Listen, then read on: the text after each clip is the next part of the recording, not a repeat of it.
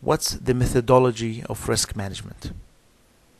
There's risk identification, risk analysis, risk response planning, and monitoring and controlling risk. Starting with risk identification. Ongoing and continuous process. New risks may arise during the implementation of each stage or task in the project. This process requires knowledge of the organization, market, and environment, a sound understanding of the organization's goals, strategy, and operating environment. Identification tools like brainstorming, fish outline, and common stakes. What are the risk identification methods? The first method is goal-based identification. Any event that prevents the organization's predetermined goals from being achieved, in whole or in part, is considered dangerous. Method number 2 is the scenario-based selection. Different scenarios are created that may be alternative ways to achieve a goal. Any event that generates a scenario that is different from the perceived and undesirable is known to be dangerous.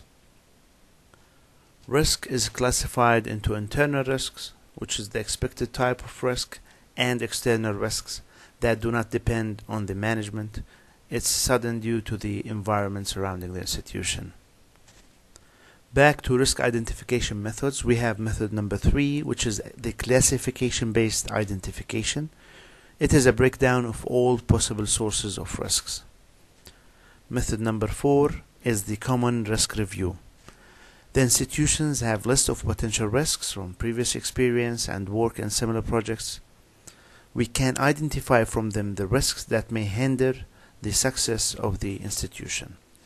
Now moving to the second pillar of risk management methodology, which is risk analysis.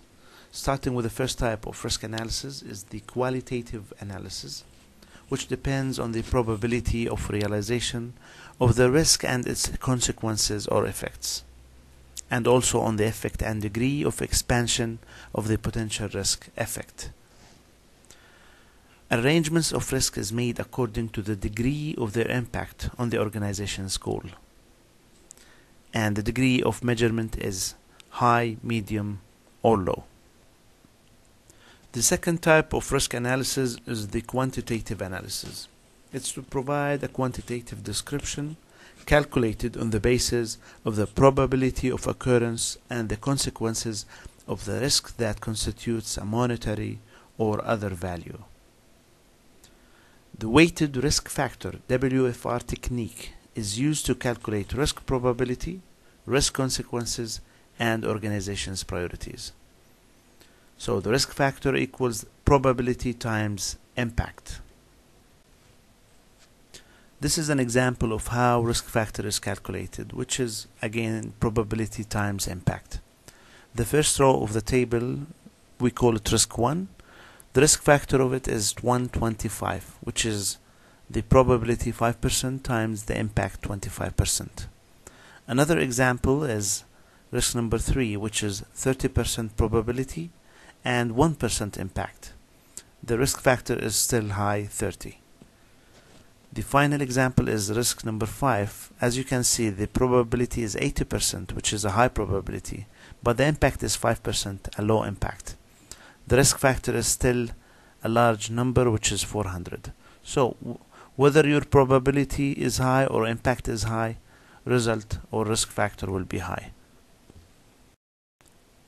The third pillar of risk management methodology is risk response planning.